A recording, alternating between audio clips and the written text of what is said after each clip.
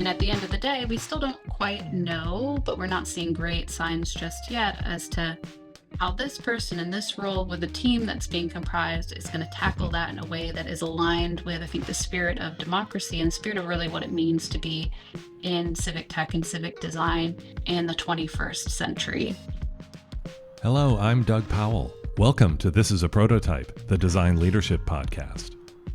The practice of civic design is about improving the everyday experience of interacting with government at the national, regional, or local level, applying design to everything from voter registration or renewing your passport to how a city responds to a natural disaster.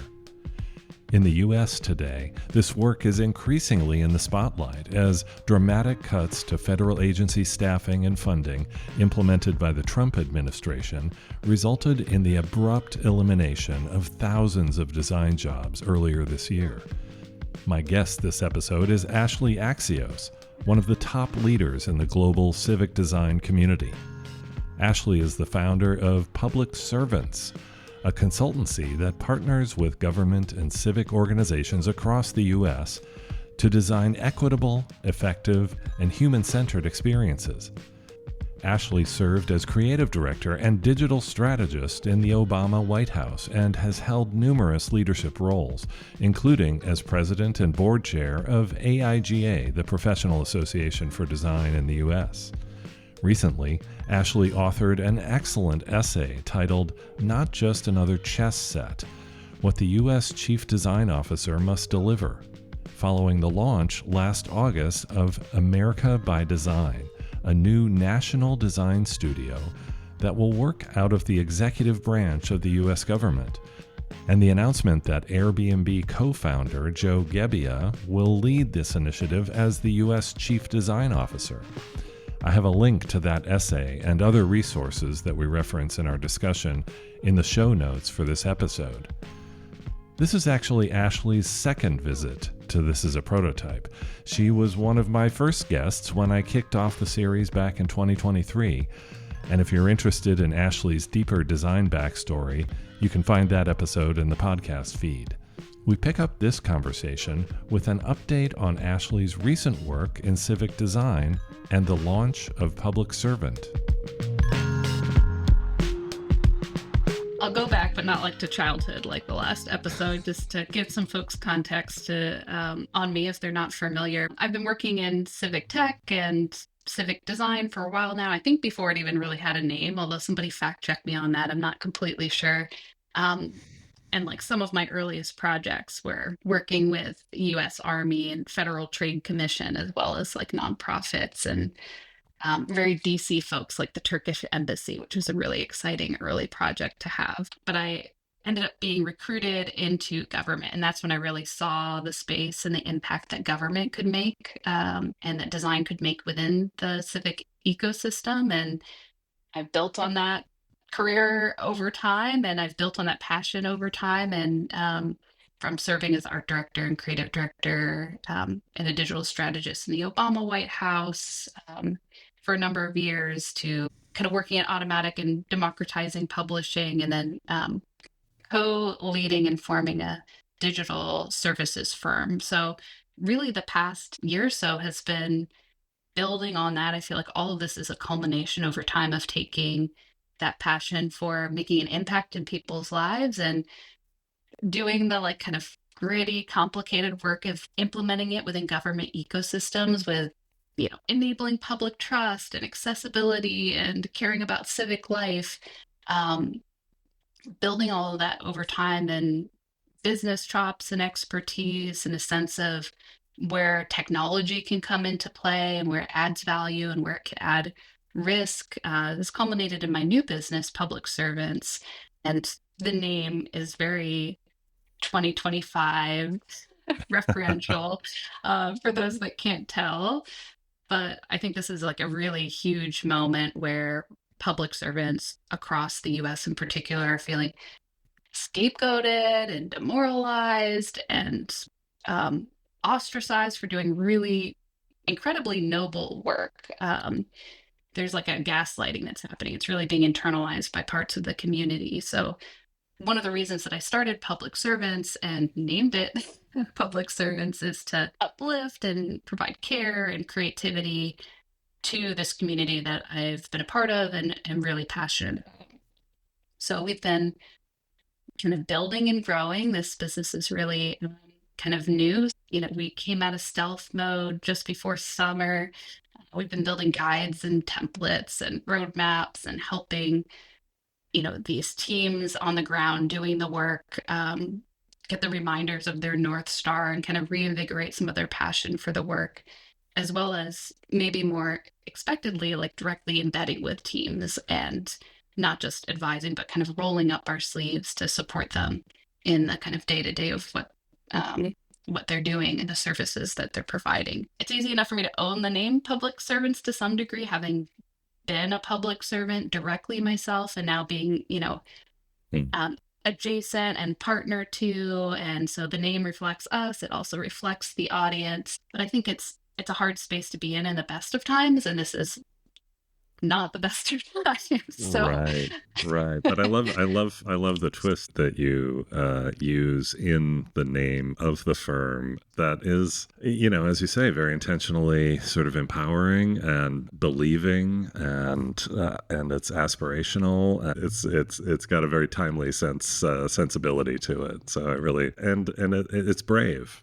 It's a brave name at this time when public service is not being celebrated in the way that it should be. Well, thank you for saying that. Courage is one of our core values, because going into complicated spaces, you don't know that you can have the solution. You don't know what the solution is, and they're complicated ecosystems. There's so much politics and areas where there don't need to be any politics. So it does take a lot of courage and grit to just be in this work. I think that's a shared attribute among many in kind of civic design and civic tech. For those of us, those in the audience who might not know really, well, as we're talking about civic design and civic tech, there might be a gap in understanding there. Talk about the type of work that you're doing and the types of organizations that you're doing it with, not in specifics, but just like give us some shape to the actual practice. Well, I'll start with just some really tangibles, because those discrete experiences that folks have can help give a sense, especially I think for U.S. audiences, but receiving Medicare, Medicaid benefits, getting IDs from the DMV or passports from State Department, being able to file taxes and receive timely returns or reimbursements, locally reporting issues on road, issues, potholes, right? And seeing timely repairs, from things, federal student aid to public health protections and infrastructure, and how the public relates to the policy decisions around public health. Every aspect, basically, right, of civic life has some touch point when it comes to the government. So whether it's water, electricity, climate resilience, disaster relief, FEMA, right? These are all areas that for some time design has been a part of, and not always intentionally in design, I think, in the way that we have come to think about it. But just to give people a sense of where designers can come into play. But in the US, most of civic design groups that people are familiar with, folks like the lab at OPM and 18F, the Presidential Innovation Fellows, the US Digital Service, only emerged kind of starting in or after 2012. So very recent. They're fairly young institutions, and they came about through a variety of precedents and pressures, some born from crisis, like the US Digital Service coming from the healthcare.gov debacle, this kind of website issue with its launch.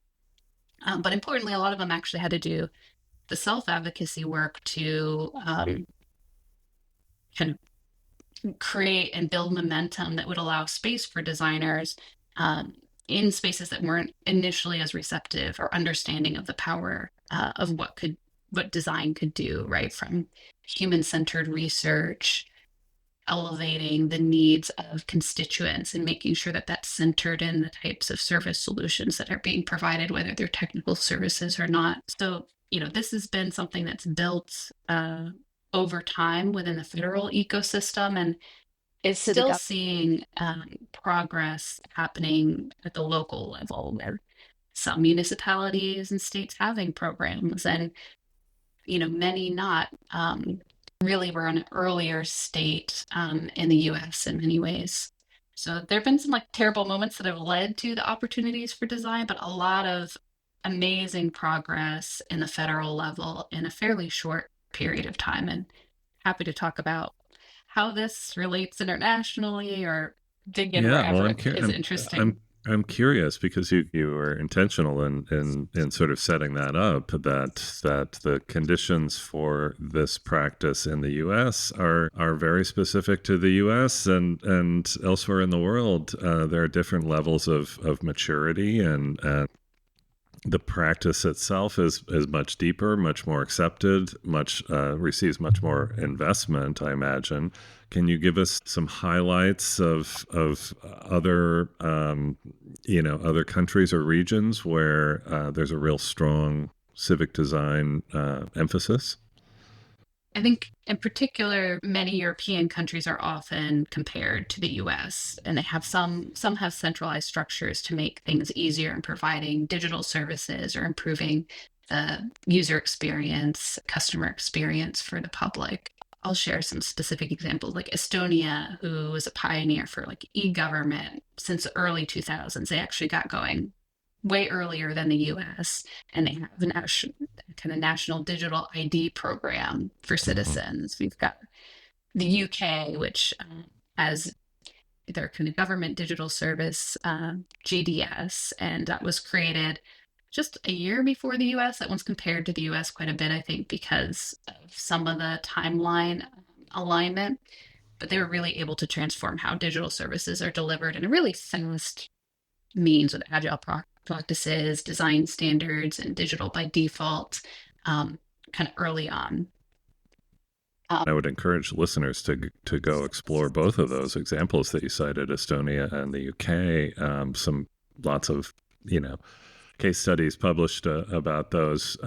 But I mean, we think about this the difference in scale between Estonia and the U.S. It's vast, and that I imagine is one complicating factor, perhaps. Yeah. Yeah, absolutely. And with the UK in particular, since the timelines align more closely, some folks are like, well, why were they able to centralize so much faster? Size, certainly, the population size, the US is like 5 times the size of the UK, but geography, land size are more than 40 times Mhm. the Yeah. size of the UK. So you're talking about some of these services and what it takes. The infrastructure there is incredibly different. And then not every government has the same model. In the US, we're highly complex in the way that our government is structured, being not just a federal government, but having a federalized governance model that has 50 states and sovereign tribal nations. There are over 570 federally recognized tribes. Those are just the federally recognized tribes in the US that have data sovereignty, and their own laws and regulations, plus thousands of municipalities with each with their own systems and authorities that all need to match up uh, when it comes to data interoperability, or data sovereignty, understanding who owns what data, and privacy concerns, to make sure that laws and policies all align to make the best experience for a citizen, regardless of the communities that they're a part of in the United States. And so that is fairly unique to the United States. Every country has their own version of that, but we're highly complex, and we're, I think, globally known for our kind of independence, and the amount of kind of rights that we put back on the individual, and that allows for a lot more variance and a lot more controls, and nuance to add to the service delivery in a top-down approach Mhm. like the federal government provides. Um, so highly complicated. systems Yeah. to be working in. And that certainly has slowed things down. We've gotten criticism in the government space for being slow by everyone, right? Everybody wants things to work better, faster. I think that's fair, and that's something that we can always work on. But we've seen a push, especially in recent years, um, even kind of in some of those early years with early US digital service or USDS in the federal ecosystem, they're recruiting folks from tech, from Silicon Valley into government. And that kind Hmm. of mantra of move fast and break things was really prominent and had a really hard collision with how government works and the kind of care and safety and consideration that needs to come in place when you're dealing with people's lives and livelihood and healthcare and these highly sensitive matters that folks rely on to live and survive on a daily basis. um, and I feel like we were just starting to kind of develop some better norms, right? There's like storming, forming, norming, Sure. performing, that happens for any team, and that certainly was still the case in the U.S. federal government ecosystem. We were starting to see some of those like early kinks, these new teams, and the bringing technologists in, starting to ease. There was greater understanding. Oh, like we have to build trust with our partners. We have to build more subject matter knowledge about Medicaid Mm. before we can turn things off. Sure, Yeah. sure. Um, The relationship between policy and lawmaking and is another massive sort of complexity of all of this, right? so complex. And I think it's been just further disrupted this year with Doge coming in and completely shutting down a number of those teams that had just started to norm Sure. and develop a sense of best practice, and really Let's that's let's pulling things even further off the rails, at least in the US right now. Yeah, let's put a pin in that. I want to get back to that and Sure. kind of dig into that important chapter that we are still in the midst of to many degrees. But place us in time with the establishment of the USDS. Um, just what era are we talking about, or what years are we talking about when that really was launched? Yeah, so we're coming up on it's like the 10-year anniversary of Yeah. USDS. So hasn't been that long. It was around kind of healthcare.gov, and really Hmm. a team was brought in from Silicon Valley to support with like a discrete effort to really provide better oversight for the way that these different contracts, vendors were managing what was one big project and delivery. They were working, I think, in a more waterfall approach instead of an agile approach. We're going to launch this all at once for all Americans. It's like, whoa. Yeah. Yeah. That's a lot of traffic, like there's a lot of complexity that you're opening up all at one time. And they had different, just the way that contracting works in the US federal ecosystem. They had a lot of different vendors that had pieces of that that were coming into place and not kind of playing together as well as they could have. So Hmm. this kind of SWAT-like team came in and did war room work to say, okay, what's the product management of this process moving forward so there could be one unified product?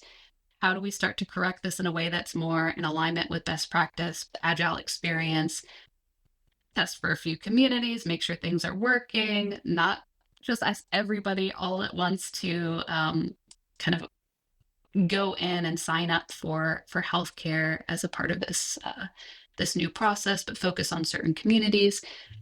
And really we're able to make so much change there that there was a kind of invitation to develop this team, USDS, afterwards, that would be able to focus on those bigger need challenges across agencies, acting as advisors, but being hands-on as well, kind of partnering and going where the needs were across the federal government ecosystem in particular. Hmm. And that was a beautiful way to provide support that was born out of something chaotic and I'm sure Right. very traumatizing for a lot of people. Right, right. We're talking about a decade here, the blink of an eye historically. I reflect on this as we think about the last couple of decades in the broader design industry, and the remarkable growth that we've seen, certainly in tech and in other sectors. But it's all so young, it's all so so new, and we forget that, right? We kind of think, oh, this is how it is now, but it's all so new and unformed, really. Yeah. I think our expectation as a society is for things to just change increasingly rapidly, right? We do so much from our phones. We just expect all the infrastructure around us to evolve with the same immediacy. And it takes a lot of work to turn starting these massive ships with a lot of infrastructure and Mm. complexity around. And I think there's been amazing work done that's not always celebrated as much as it could be, but also, let's be honest, we got a largely design audience here. These aren't the types of things that people want to be thinking about and celebrating. It's like if we've done our jobs really well, nobody's thinking about starting the process of filing their taxes. Nobody's thinking about how awful the DMV is. They're not thinking about the process of the DMV at all. They're like, oh, great, I got a notification. I got to go do this thing. And it takes Right. a moment, but it kind of recedes into the background as far as process. But ultimately, we do need some attention to these things because the way that we vote, the people we put in power are kind of deciding the types of policies and priorities and enabling or dismantling whether we get the right to have some of these things that we rely on every day be easy or even available at all. So there's a tension that exists on that kind of awareness front. Yeah. Yeah, for sure. For sure. Yeah. So just to kind of close out our setting of the stage here, we've got the US Digital Service, roughly 2015 plus or minus, coming out of healthcare.gov. We've also got some interesting activity and design, human-centered design and innovation and tech forward activity happening in different federal agencies. You mentioned a moment ago the lab at OPM, which is part of the Office of Personnel Management. That's I happen to know what is now sadly the former leaders of that team, but just for me, a legendary team that was just doing heroic work inside, one of Yes. the most complex and dense parts of the U.S. federal government. I know there were great teams in the VA, the Veterans Administration, and then in different states and local municipalities. I'm here in Austin, Texas, and I know for many years there was a great design and rooted in the Austin city government. But just some really really strong work happening at multiple levels around the U.S. Absolutely. And that effort ends up being a global effort. Aaron Snow helped 18F get established, and they worked Mhm. like an internal agency for the government could be, have a little bit of budget, and agency X, you could, get designers, researchers from 18F to be a part of a project, and they provide some direct services there. But he traveled to Canada and helped them set up the Canadian digital service. And so there really is an international conversation, shared knowledge, the work that's happening starting successfully federally, especially with some of the stuff happening now as folks are moving in, building up the Maryland team. New Jersey's had a lot of growth. Um, but again, we're a complicated ecosystem, right? So we kind of need there to be like a big conversation about best practices and lessons learned in order to take these things and apply them in situations and in communities and contexts that are each a little bit different. I'm going to point out too that there's a wonderful piece by um, Rachel Dykes, and she is kind of founder of a community that really brings not just design but kind of clinical psychology and social work together. And she spent some time with USDS, and she talks about how like trauma informed civic design is actually a need and asks us to slow down and listen deeply and treat safety and dignity and trust as a measure of success and not just afterthoughts. And I think that's really huge, especially as we're talking about sharing this knowledge across context and working for such broad and diverse communities. The number of people I've heard that are like, well, I guess if I worked in one ecosystem, I could go work in tribal ecosystem. It's like, understand the history of the US, government relationship with some of the tribal nations. There's so much trauma and the history of research and what it means to be a researcher, have who owns the research data, who is this for at the end of the day. It gets really, really complex. So Hmm. yeah, that call to starting to slow down, I think some think of that as like a slow down against progress, like, oh, faster is better. Do you want to be faster at delivering good services that actually care for people and they don't cause more damage instead of repairing damage and instilling more kind of trust and support for the community? And that's the balance that we're trying to strike, and what's really at play. Yeah, it's an incredibly, strikes me as I'm listening to you, kind of an incredibly fragile space to do good work in, right? Yeah, absolutely. You've got to be up for learning constantly. Mm. Mm. See yourself as a small part of something much bigger, right? It's not about any of us as individuals. It's about kind of contributing in a really small way, um, for kind of the betterment of everybody, and knowing that some of that work is probably going to be generational work that we don't get Yeah, to see, the long-term benefits of. If we're doing this right, we're setting up future generations for success on things that we can't see the immediate effects of mm. now.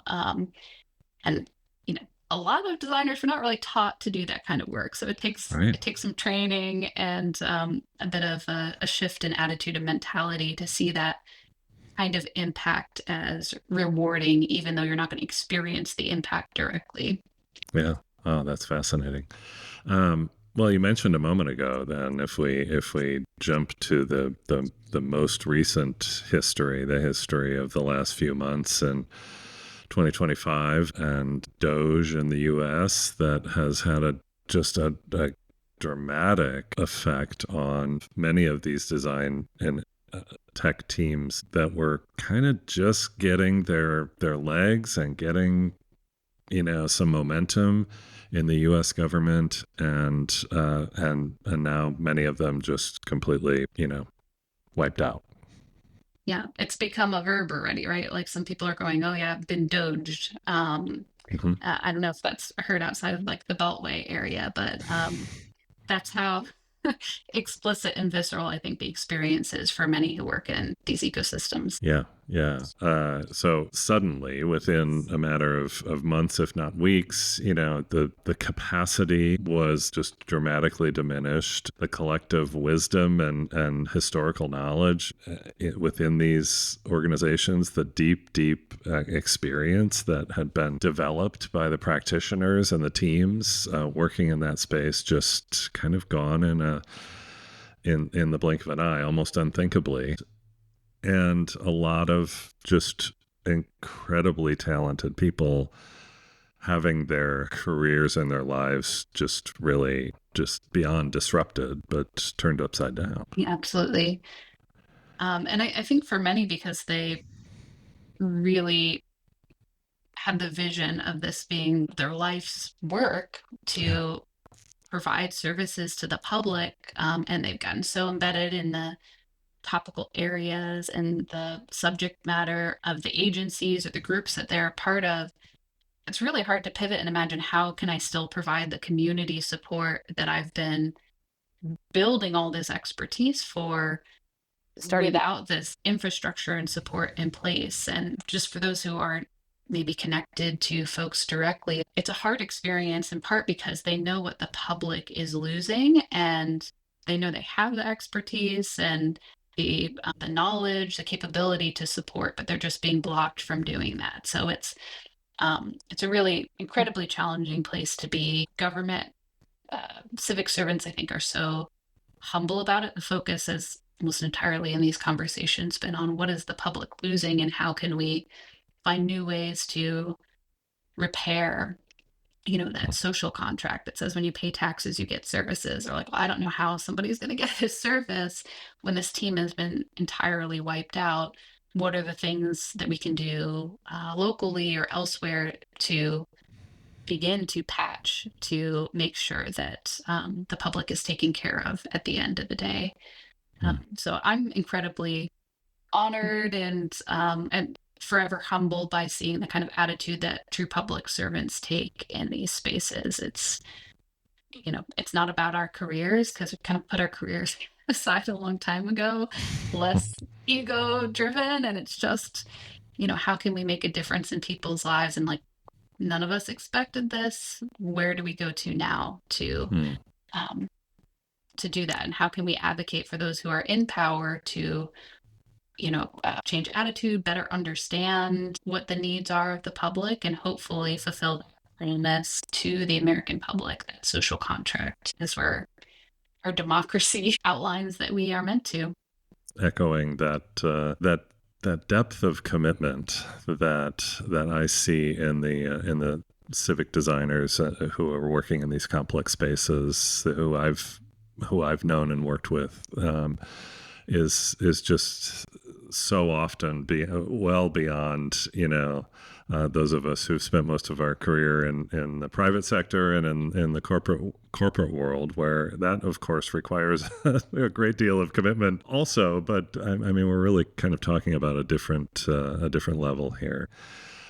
So then the saga continues as we get into the late summer here in 2025, and in August, I believe it was, the announcement from the Trump administration that a new U.S. Chief Design Officer, well, the role has been launched, and there is someone filling that role. Can you kind of paint that picture for us, Ashleigh? Yeah.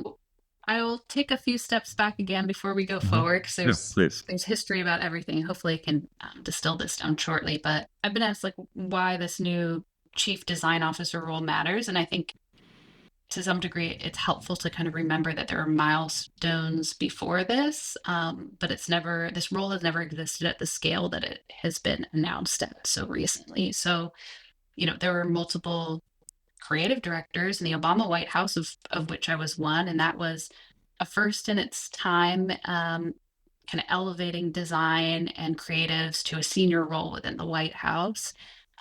Big milestone, and it was used intentionally, right? We're using it to create precedent and enable more change across government, to enable customer experience, human-centered, public-centered design to get embedded into the ways that we provide services across the federal ecosystem.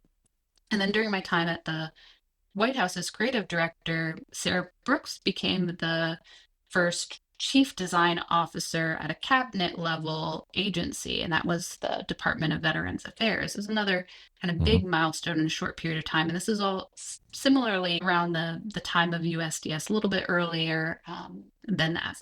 But Sarah's role was another huge precedent for the government ecosystem, like showing that design leadership could exist at kind of the highest levels of federal service, in this case in like a really veteran-centric process that also empowered caregivers and families and the like. And zooming out forward, I'm going to reference some stuff from the kind of research and work of Dr. Dory Tunstall, but looking at just kind of US design policy, she's got great scholarship on this. She notes that kind of while Europe and Asia had framed their design policies in the 20th century around economic competitiveness, the US approach is really different. The first real federal design policies came in the 70s with President Nixon's Federal Design Improvement Program, and was championed by Nancy Hanks at the National Endowment for the Arts. Rest in peace, National Endowment for the Arts, also gutted. But that work, and later milestones led to Americans with Disabilities Act in 1990, credited to the disability community and activists who did really a lot of work to make sure that accessibility across the US became like a democratic governance requirement about safety and inclusion and quality control and fairness. But in recent years, that all has been kind of distorted or ignored. The American by Design initiative and this new role, for instance, looks at like aesthetics a little bit more, talking rebrand and flags, and misses the kind of deeper goals of governance. They kind of call back to the Nixon era, saying that we're putting this forward in order to rebuild and centralize design to make things better for the American people. But again, like that effort was in coordination with the National Endowment for the Arts, in coordination with accessibility standards. And you gut these things with one hand, bolster them up with the other hand, and say that you're building on that legacy, that there's a contradiction there that's being felt really heavily right now within the community. The initial American by Design website, for example, very inaccessible, notably, right? Like not meeting any of the ADA standards that have been in place and very well practiced for decades and decades now. So we expect this to be not a good start. It's not a good start, a lot of mixed messages. So right. We talk a lot about trust and building trust, and people are like, I want to believe that you intend good things here. I want to believe that. It's very hard to believe when the evidence we're getting, when the signals that we're getting are only further breaking down trust with the community. If you're breaking down our access to these services, how can we ensure that we really have our needs as a really diverse American public first and foremost. So let's fill out the picture of the role itself, because it's that in and of itself, and is another interesting chapter in the story, in that the person named to this chief design officer role is Joe Gebbia, co-founder of Airbnb, one of the great sort of design-driven business case studies of our time. And so on one level, we're like, wow, I mean, Joe, what a great choice for this. And then on the other hand, just the questions and concerns about, what's come immediately before this and how this is being framed up, and what are the expectations for how this role, this office, this new initiative can be successful. I think there's promise in the fact that somebody's prominent in the design field, and there are also things about the choice that conflict with the standards within the government ecosystem. So it's great to have somebody who has experience speaking to design from a larger platform, who knows about presumably like hospitality really well, just kind of given the nature of Airbnb, who really has run in tandem with his co-founder, a technical platform, right? So that idea of the kind of the role of technology, those are some positive pieces, but having no meaningful experience in the civic design space, that is a little bit kind of troubling, right? There, as we've outlined, there are lots of different ways and levels to have experience in the civic design space. The needs, as we started to outline earlier, between what good design looks like in the private sector and what good design looks like in the public sector, also really different. Increasing returns for shareholders and private interests. It's a huge part of being a designer in a publicly traded company. It's very different than working for like the American people as a constituency, where their health, wellness, the stability of our democracy are really the kinds of foundational things that should be a focus. So obviously I have some hesitations about this, and it hasn't been that long, but a lot of us have been waiting, right? Holding our breath to a degree, saying, let's see what kind of research is happening. Is there research or discovery into what the government designers, technologists, public servants who've been in these spaces have done, where the needs exist, where the gaps are. Um, Not to a high degree, right? We're not really seeing that. No channel for public input, right? Reflecting the values of our democracy. So I think there's a lot of possibility. A lot of us have been advocating for a role at this scale for a long time, and that's because we see design as inseparable from democracy, right? That making things accessible, usable, and earning trust should be the norm across agencies. Having a centralized role has the possibility of empowering, educating, making government services more clear, reliable, accessible, humane, could repair damage from the past, right? Some of the immediate past that we've talked about, Okay. Mm-hmm. mass layoffs, reinvite subject matter expertise. These are all possibilities, but also those like bigger cross-generational issues of the Japanese internment camps, Trail of Tears. Like there are longer histories that we're still, as a nation, repairing for that should be taken into consideration.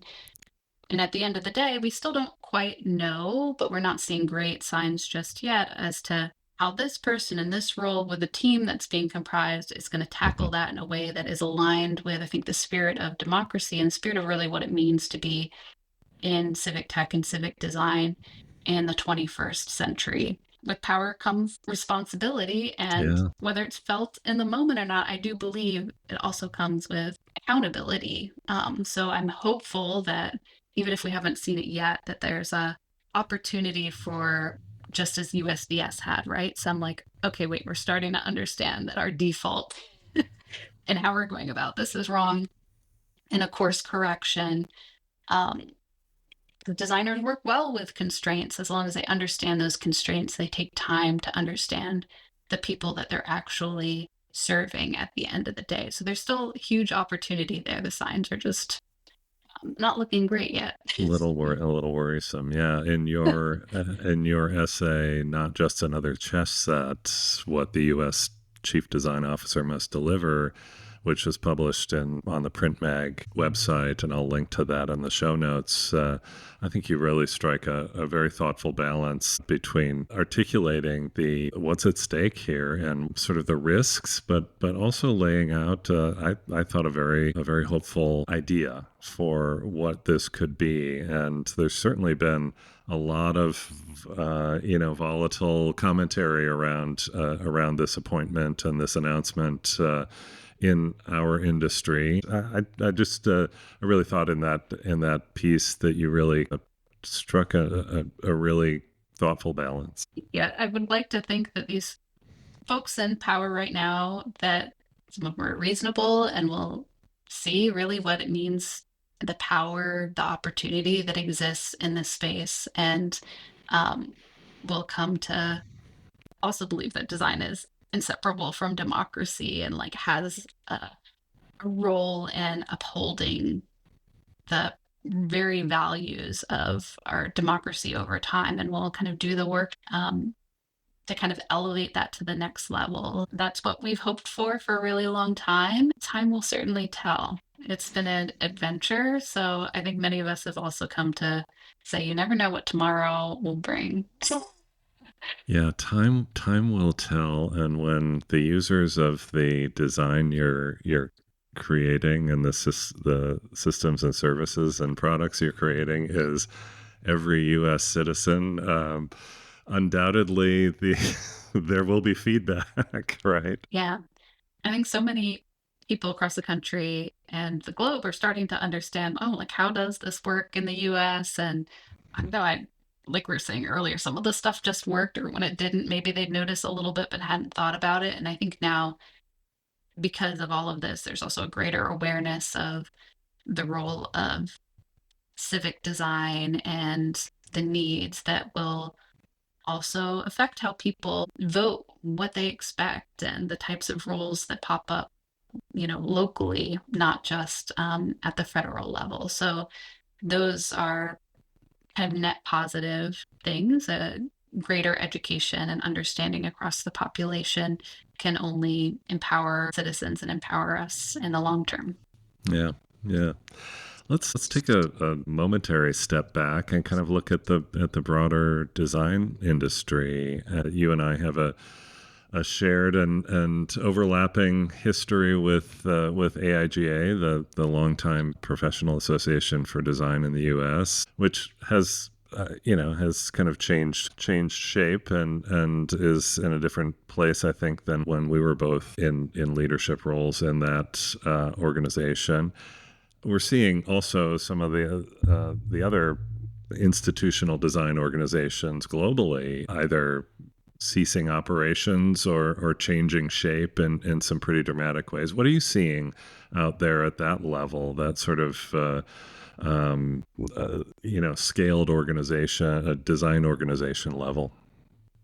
Yeah, I would agree. I think largely what we're seeing, if I were to like try to categorize it, is that this like 20th century model for community and professional support is not holding anymore.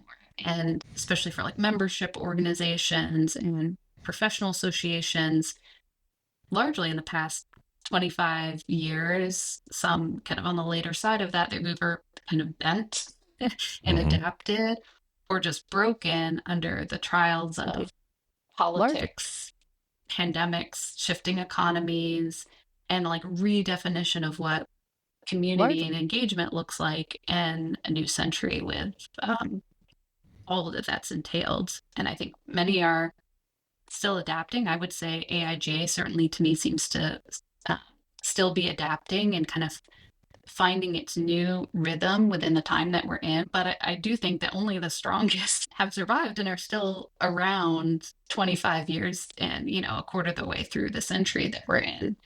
Um, and I think as a society, we're also, to be fair, still trying to figure out what community means in Yeah. this century and what kind of professional support we need. I think we went through a period of time where we really embraced like a consumerist approach to community and kind of bought what we were sold of like, I don't know, if I just have followers and live streams alone, and if I click the button and get like a membership or certification, like, that'll do it. And, Right, right. we had already learned some of those lessons before, but with everything changing around us, I think we kind of lost our way to some degree as just individuals and groups on like what does it mean to like be in community with one another, and like how do we give value and feel a sense of connectedness? How do we Mm. make change that's bigger than ourselves? How do we have a conversation about Yeah. the big issues of our time in regards to design? And I don't want to be overly nostalgic about this, but in a previous era, there was space for that, and there were times when we would come together as a broader industry wide community and have some pretty substantive conversations, and I miss that. That seems to be Yeah. something that I'm not seeing as clearly as it once existed. Yeah, I would agree. And, I mentioned Dr. Dory Tunstall earlier, and part of her scholarship actually came from Design for Democracy and Yeah. AIGA effort, and the kind of like advocacy work that AIGA was doing with the government to kind of understand and compare what's happening in the US internationally and kind of make the case for design and its evolution. And I certainly think we've lost a lot of that momentum just as, AIG's been surviving and changing modes and figuring out what the value is for the community. But I think as a community too, we have to kind of get on the same page about what really being in community means. Otherwise, we demand the wrong things from our organizations. And I do Yeah. think that's part of the picture. I've experienced that as somebody who was like a, you know, president of AIGA in this century. um, but like, it's like, give us this, or I paid for a membership and it should just be done. And Right. like in my own experience, I feel like it's the giving and it's the supporting that builds connection with others. And that takes Mhm. also like sharing time and effort and like being in discomfort, because learning and like getting to new places like is always going to take some amount of discomfort. And there has to be a kind of an appetite and a readiness for that, for the types of like change and the types of like community Yeah. that I think we actually want to be a part of. Like we want design to have a better seat at the table. We still are Mm. having that conversation, I think. Yeah. um Across industries, and that talks like that takes, talking about the value of design over and over again, and like Right. speaking other people's language on it, and Yeah. um, bringing back those proof points and things that like sometimes we get tired of. And yet, I also, as much as I miss much of what we're talking about here, I see bright spots too. I see some really exciting sort of grassroots, as you would say, grass tips activity happening in some very interesting spaces. Are you do you have any that you would sort of bring to the surface in that regard? Yeah, like I think the number of people that are just going local and like large building community gardens and taking like, especially if we're talking about designers, like taking those design chops into non-design spaces and Mm. talking about like food and community sustenance, like that warms my heart Yeah. greatly, because it's not about a set organization, and there's a sense of place and space that I think is, maybe it'll be determined as like an overcorrection at some point in time, but like is a necessary pivot from like just how digital and kind of detached we have sometimes become from, our own communities locally and our geographies. So I'm really excited about each of those, and like they're so discreet. I think that's kind of the beauty. I just had a conversation in this forum with, I think, mutual friends of ours, George A. and Sarah Cantor of Greater Good Studio, who have been conducting their Angry Hour events around the country in the last 6 months or so. And that's just become a real magnet for local communities, and they're doing it in different cities. They were here in Austin last spring, and I see that as an example of maybe a new way for the conversation to emerge in these sort of hyperlocal settings around a shared passion among designers, but also, they're bringing together, community activists of all stripes, and just having a very simple but substantive conversation with each other. It's I've really enjoyed watching that emerge, and being able to participate in it a few times myself. I love that. I think they're coming to DC very soon, so Yeah, I'll get a yeah, sense of it. But it seems like it's creating space for emotion too, which is really essential in 2025 for folks to kind of have a constructive space to share negative and positive emotions. It gets positive when you bring people together and they're bonding, but yeah, to also just kind of vent the frustration and be together with whatever we're feeling. It's, I think, so critical. yeah. So yeah, embracing it with the angry hour. What would your call to action be to our community, where it just feels like we're at such a potent moment here? Uh, what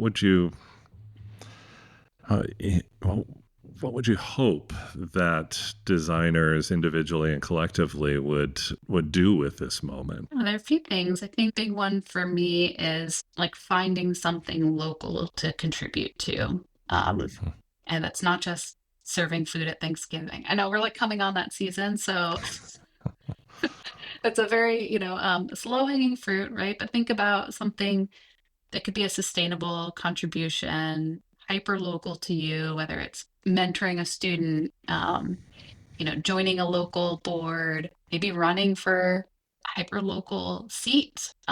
Politically, I think folks think that's for other folks, and designers in particular have a lot that they can bring to those roles.